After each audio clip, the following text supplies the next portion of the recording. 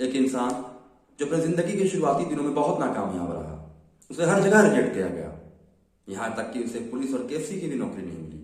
लेकिन कहते हैं ना, हर इंसान को जिंदगी में कामयाब होने के लिए एक बार टर्निंग पॉइंट जरूर मिलता है। इस इंसान को भी टर्निंग पॉइंट मिला। फिर उसने कामयाबी की ऐसी कहानी लिखी कि दुनिया के लिए वो इंसान कामयाबी का एक मिसाल बन गया। फिर देखते ही देखते वो इंसान अपने देश में सबसे अमीर इंसान बन गया और आज के तारीख में उसके पास 58.2 बिलियन डॉलर की प्रॉपर्टी है और आज की तारीख में वो इंसान अपने देश में सेकंड रिचेस्ट पर्सन है। 2016 में डोनाल्ड ट्रंप जब अमेरिका के प्रेसिडेंट बने थे तो उस इंसान के देश गए, तो जितने भी हाई प्रोफाइल लोगों से वो मिले उसमें उस इंसान का भी नाम था। लेकिन कहते हैं ना, हर कामयाब इंसान का भी एक बुरा वक्त आता है। इस इंसान का एक बुरा वक्त आया क्योंकि उसने अपने ही देश के गवर्नमेंट के पॉलिसीज के अगेंस्ट कुछ बोल दिया, उसे क्रिटिसाइज कर दिया। बस यहीं से इस इंसान की उल्टी गिनती शुरू हो गई, यहीं से इस इंसान का बुरा वक्त शुरू हो गया। कौन है वो इंसान? उसने अपने देश के गवर्नमेंट के पॉलिसी के खिलाफ ऐसा क्या बोल दिया कि उसका बुरा वक्त शुरू हो गया? और कैसे वो इंसान जीरो से हीरो बना, फर्श से अर्श पे पहुंचा, जमीन से आसमान को छुआ? सब कुछ आपको इस नए वीडियो में डिटेल से बताऊंगा। नमस्ते, आदाब, मैं हूं आपका दोस्त और होस्ट शाहजेब इमाम। स्वागत करता हूं आप सभी के अपने यूट्यूब चैनल पे। तो चलिए आज का वीडियो शुरू करते हैं। जैक मा, जिनका जन्म 10 सितंबर 1964 को चीन के होंगजो में हुआ था। बचपन का नाम मायून था। बचपन से ही इन्हें इंग्लिश का बहुत इंटरेस्ट था। अपने शुरुआती दिनों में वो फॉरेन टूरिस्ट के लिए एक गाइड के तौर पर भी काम किया। फोर्स रिपोर्ट के मुताबिक वो हर सुबह 5 बजे अपने घर से दूर 27 किलोमीटर साइकिल चलाकर इंटरनेशनल होटल जाते थे, जहां वो फॉरेन टूरिस्ट का वेट करते थे। उनकी मुलाकात जब किसी टूरिस्ट से होती थी तो वो उनसे बोलते थे कि आप मुझे इंग्लिश सिखाओ, बदले में आपको अपना शहर घुमाऊंगा। बाद में उन्होंने 1988 में इंग्लिश से ग्रेजुएशन किया। उन्होंने 30 जॉब के लिए अप्लाई किया और हर बार वो रिजेक्ट हुए। वो पुलिस की नौकरी के लिए भी अप्लाई किए, लेकिन वहां भी उन्हें रिजेक्शन मिला। उन्हें कहा गया कि पुलिस की नौकरी के लिए आपका बटन ढीला डाला है। पहली बार उनके शहर में जब केएफसी खुला तो वहां 24 लोगों ने अप्लाई किया। उस 24 लोगों में जैकमा भी थे। वहां 23 लोगों का सिलेक्शन हो गया और जैकमा का सिलेक्शन नहीं हुआ। और आखिरकार उन्हें लोकल यूनिवर्सिटी में इंग्लिश पढ़ाने का मौका मिला, जहां उन्हें $15 पर मंथ मिलता था। 1994 में उन्होंने इंटरनेट की ताकत को जाना, उन्हें इंटरनेट के बारे में पता चला। 1995 के शुरुआती दिनों में वो अपने दोस्तों के साथ अमेरिका गए, वहां इंटरनेट के बारीकियों को वो अच्छे से समझे। उन्होंने पहली बार इंटरनेट पर बियर वर्ड सर्च किया। उन्हें चाइनीज लैंग्वेज में बियर वर्ड के बारे में ज्यादा जानकारी नहीं मिली। फिर उन्होंने चाइना के बारे में सर्च किया तो चाइनीज लैंग्वेज उन्हें चाइना के बारे में ज्यादा जानकारी नहीं मिली। वहां वो निराश हो गए। उन्हें लगा कि टेक्नोलॉजी के मामले में चाइना बाकी देशों से बहुत पीछे है।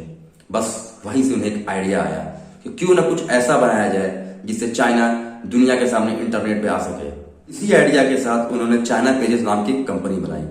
इस कंपनी का काम चाइना के अलग अलग कंपनियों के लिए वेबसाइट बनाना था। फिर उन्होंने ई कॉमर्स सेक्टर में जाने के लिए सोचा। ई कॉमर्स का मतलब होता है इलेक्ट्रॉनिक्स कॉमर्स, मतलब इंटरनेट दुनिया की दुकान जहां आप इंटरनेट के माध्यम से ही खरीद और फरोख्त कर सकते हैं। फिर उन्होंने अपने दोस्तों के साथ 1999 में अलीबाबा नाम की कंपनी खोली। अलीबाबा कंपनी खोलने के 1 साल के अंदर ही उन्हें अमेरिका की बैंकिंग कंपनी गोल्डमैन सैच और जापान की कंपनी सॉफ्ट बैंक से बैंकिंग मिल गई। शुरुआत में अलीबाबा कंपनियों को ऑनलाइन सामान बेचने और खरीदने के लिए फ्री सर्विस देता था। साल 2005 में अलीबाबा का याहू के साथ चीन में बहुत बड़ा डील हुआ। फिर उन्होंने अली पे नाम से एक प्लेटफॉर्म बनाने के लिए सोचा, जो अलीबाबा से होने वाली खरीदारी के लिए पेमेंट का प्रोसेस करता था। मतलब कि आप अलीबाबा से शॉपिंग करोगे और अली पे से आपका ऑटोमेटिक पैसा डिडक्ट हो जाएगा, जो पैसा आपने उसमें रखा है। फिर वही अली पे आगे चलकर चीन का सबसे बड़ा डिजिटल पेमेंट प्लेटफॉर्म बना। 2014 में उन्होंने एंड ग्रुप नाम से कंपनी खोली, जो फिनांस और टेक्नोलॉजी का कॉम्बिनेशन था। फिर वो देखते देखते चाइना के बहुत बड़े बिजनेसमैन बन गए। आज उनके पास 58.2 बिलियन डॉलर की प्रॉपर्टी है और वो चाइना के सेकंड रिचेस्ट पर्सन है। वो चाइनीज बिजनेस के ग्लोबल एम्बेसडर भी हैं। 2019 में फोर्ब्स ने उन्हें 21वां स्थान दिया था वर्ल्ड मोस्ट पावरफुल लोगों की लिस्ट में। अब मैं आपको बताता हूं कि उन्होंने अपने देश के सिस्टम पे ऐसा क्या सवाल कर दिए कि आज वो अपने ही देश में गुमशुदा हो गए हैं। सब कुछ सही चल रहा था। फिर उन्हें 24 अक्टूबर 2020 को शंघाई में एक स्पीच के दौरान अपने देश के प्रेसिडेंट शी जिनपिंग के खिलाफ इनडायरेक्टली बोल दिए और अपने देश के बैंकिंग सिस्टम पर सवाल खड़ा कर दिए। उन्होंने कहा कि हमारे देश का बैंकिंग सिस्टम नए इनोवेशन को सपोर्ट नहीं करता है।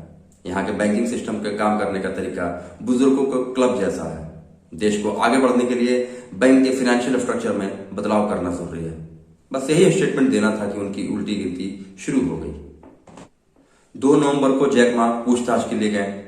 3 नवंबर को एंड ग्रुप का आईपीओ प्रोग्राम कैंसिल कर दिया गया, जिससे उन्हें बहुत नुकसान उठाना पड़ा। अलीबाबा ग्रुप का इन्वेस्टिगेशन किया गया, तो वहीं एंड ग्रुप में टॉप लेवल पर एम्प्लॉइज को चेंज करने का आदेश दिया गया है। इन सब के बाद जैक मा नजर नहीं आए। वो कहाँ हैं, किसी को कोई खबर नहीं, वो लापता बताया जा रहा है। तो वहीं 24 अक्टूबर 2020 के स्पीच के बाद वो अपने ही शो में नजर नहीं आए। उन्हें अपने ही शो से जज के पद से हटा दिया गया है। तो वहीं चाइना के अखबार पीपुल्स डेली के मुताबिक वो सरकार की निगरानी में हो सकते हैं। वो देश छोड़कर बाहर नहीं जाए, इसलिए उन्हें अननोन प्लेस पर सरकार की निगरानी में रखा गया है।